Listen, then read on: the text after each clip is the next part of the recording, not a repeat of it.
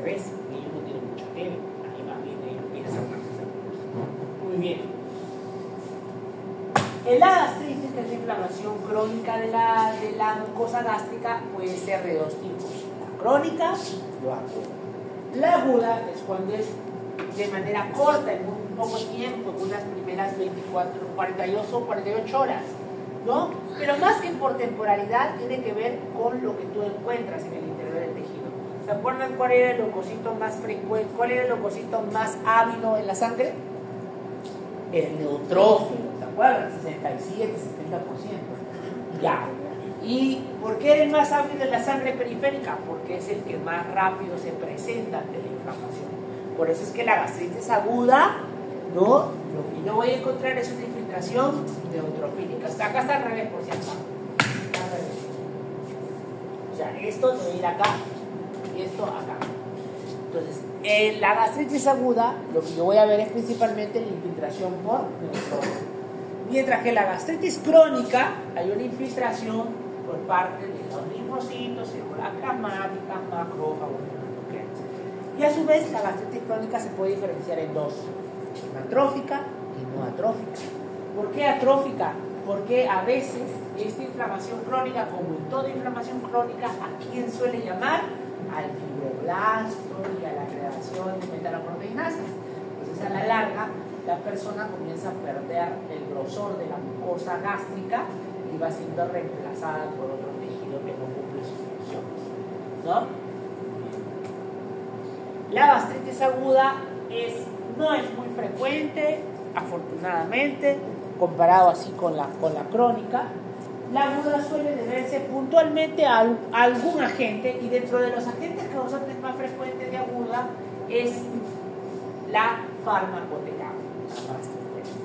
Y ahí a la cabeza está el medicamento que más suele provocar gastritis. ¿Cuál es? Los AINES. ¿Por qué los AINES? Inhiben la prostaglandina. Porque inhiben la prostaglandina. Inhiben la síntesis de prostaglandinas, ¿no? Que son gastroprotectores, ¿no? Es decir, que inhiben la formación de la bomba impulsadora de protones de la célula parietal, de la célula principal. Muy bien, ¿no? Entonces los corticoides, los AINES suelen ser causa de gastritis aguda. Y la gastritis aguda puede verse como una lámina completamente roja, edematizada, con puntos sanguinolentos, congestión vascular, porque como es una inflamación aguda, hay vasodilatación intensa, con epitelio en la superficie en contacto. Es más, a veces el gastroenterólogo lo ve y tiene puntos pequeños sangrantes chiquitos, ¿no? En la forma más grave, la gastritis puede llegar a ser tanto la inflamación aguda que puede ser erosiva. Y cuando se provoca la erosión, significa que comienza a haber pérdida de tejido glandular. Y miren, eso que ustedes ven acá, puntos, son puros linfocitos y neutrófilos que han lesionado al parénquima y lo han prácticamente destruido. Es una forma muy grave de la gastritis aguda, pero la gastritis más frecuente es la gastritis crónica, esa que tienes desde hace 2 años, 3 años, ¿no? Que te da cada cierto tiempo, que comes, y si no comes es la que te quema el estómago, y esa de ahí es la que se quema, ¿no? Entonces, ¿quién lo produce? La cabeza. ¿Quién? El Helicobacter pylori. ¿Y cómo se contagia el Helicobacter pylori? Mano, boca, porque no te lavas bien las manos, o porque consumes alimentos o bebidas que están contaminadas con Helicobacter pylori. Ahora, el Helicobacter pylori, para empezar, ya es una bacteria gran negativa que está presente en una gran cantidad de alimentos, ¿no? Por eso es que es muy frecuente que pueda uno contagiarse de Helicobacter pylori. Una vez que uno tiene Helicobacter pylori y le da gastritis crónica, tienes riesgo de varias cosas, entre ellos enfermedades hematológicas como anemia ferropénica, déficit de cianocobalamina y cáncer de colon, o enfermedades digestivas como la dispepsia, que es la sensación de llenura precoz, la úlcera péptica, que vamos a hablar en un rato, el cáncer gástrico solo el 2 al 3%, y el cáncer de colon Algunos dicen hasta 1.82 veces más, ¿no? Bien, eso hemos dicho, ¿no? ¿Cuál es la clínica de la gastritis crónica? Náusea, vómito, dolor epigástrico, tipo urente, ¿no? Etcétera. Por eso les dije, es muy parecido al alérgeno, muy parecido. Prácticamente uno de los síntomas definitorios entre uno y otro es la pirosis. La pirosis, porque eso sí no te da la gastritis, que es el dolor retroesternal urente. Eso sí no lo da la gastritis, ¿ya? Muy bien. ¿Y por qué se da? Una mejor diapositiva. Miren, acá se puede ver la infiltración de toda la glucosa por parte de múltiples cantidades de linfocitos. Acá se ven células epiteliales, no sé si pueden ver por aquí, pero acá hay como unos bastoncitos que están entrando a las células. Esos bastoncitos que entran se llaman Helicobacter pylori. Está interesante, o sea, la glucosa gástrica, ¿no? Bien. Dentro de las partes del estómago que suele lesionar el Helicobacter pylori está, por ejemplo, ¿no? El antro, cuerpo y fondo.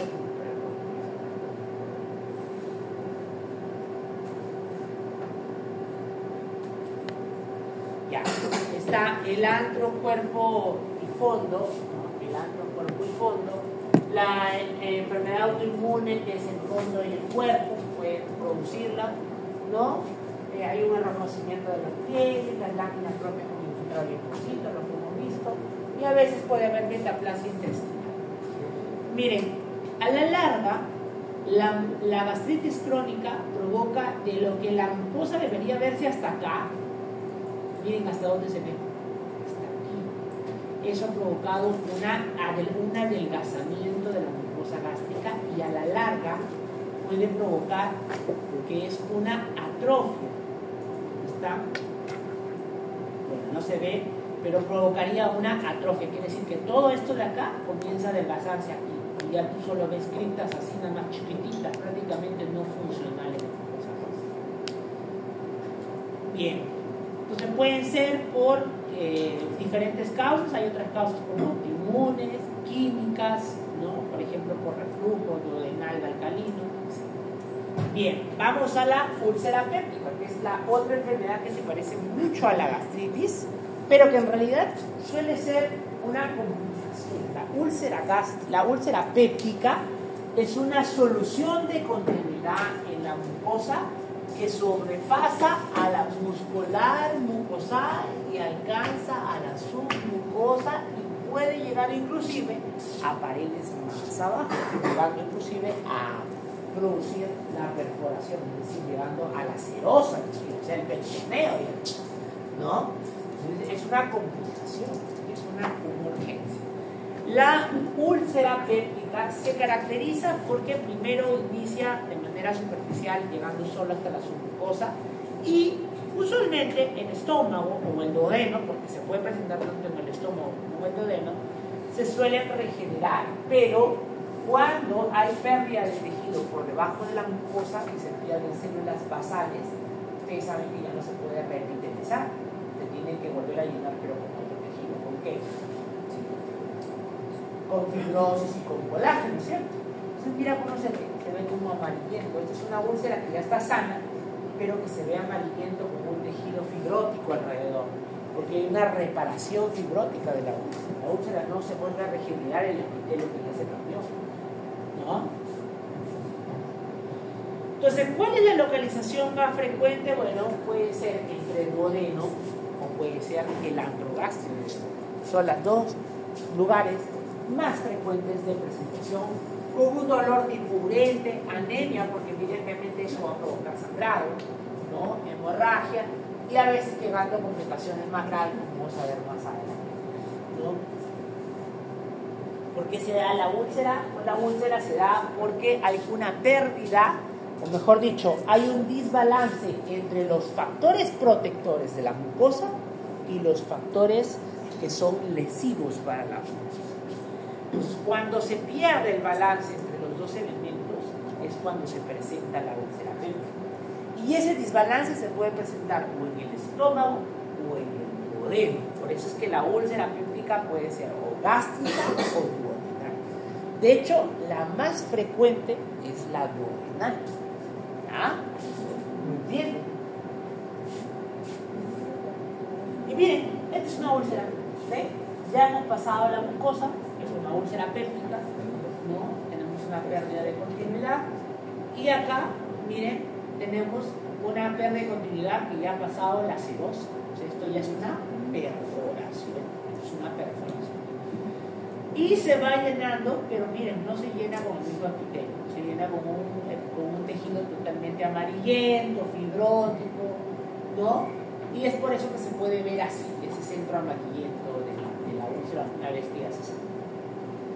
Miren este hueco de acá, grande, un cráter parece ahí lo que se ha formado. Son lesiones, pueden ser muy pequeñas, de menos de 0,3, o pueden ser mayores de 0,6, en un defecto nítido como forma de sacabocado.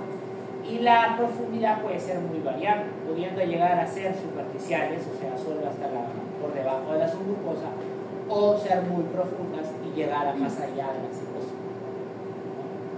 Miren, acá está igual. Esta es una úlcera vista microscópicamente. Miren cómo lo que está acá adentro es prácticamente ya tejido muerto, irreparable, ¿no? Igualito, miren, tejido prácticamente necrótico, ¿no? Con bordes apenas conmigo. ¿Cuáles son las causas de úlcera péptica? A la cabeza, el Helicobacter pylori. Y le sigue los antiinflamatorios no esteroides, ¿no? Hay otras causas, doctor, sí, mira, ahí te he puesto una lista grandota de cuáles son las causas probables. Pero las dos causas más frecuentes, el Helicobacter pylori y medicamentosa por medicamentos no esteroides. Los factores de riesgo para tener una úlcera péptica son: 1, fumar; 2, alcohol; factores genéticos; dieta, ¿no? De hecho, la dieta suele ser más un factor protector. Por ejemplo, el alto consumo en verduras, frutas, fibras, vitamina A, no puede reducir el riesgo de úlcera péptica. Factores psicológicos, porque recuerden que la hipersecreción del estómago, de la acidez gástrica, también está ligada con la parte de la corteza, sueño, apnea sueño, y la infección por COVID. Fíjense que a veces en la infección por COVID en la pandemia había pacientes que hacían hemorragia digestiva, no sabía por qué, y era porque es capaz de inducir una úlcera por estrés. Acá está lo que les decía, léanlo por favor. Estos son los factores injuriantes, estos son los factores protectores, pregunta el examen. ¿Cuáles son los factores protectores? Moco, que es el moco que se produce por las células mucosas del estómago, ¿ya? El flujo sanguíneo, todo aquello que disminuye el flujo sanguíneo disminuye la capacidad de secreción de hidrogeniones. Por eso es que es un factor protector, no todo aquello que remueve hidrogeniones o que le da mayor soporte a las células principales. Las células epiteliales, porque son una misma barrera, la barrera que contiene a ese ácido, y el bicarbonato va a hacer que ellas secretan, ¿no? Que crean como una lámina protectora. Y aquí están a quienes, a las prostaglandinas. Por eso las prostaglandinas son factores protectores. Y los factores injuriantes son el mismo ácido que está secretado gracias a la gastrina, la histamina, la acetilcolina, y drogas que aumentan la síntesis de ellos. Perdón,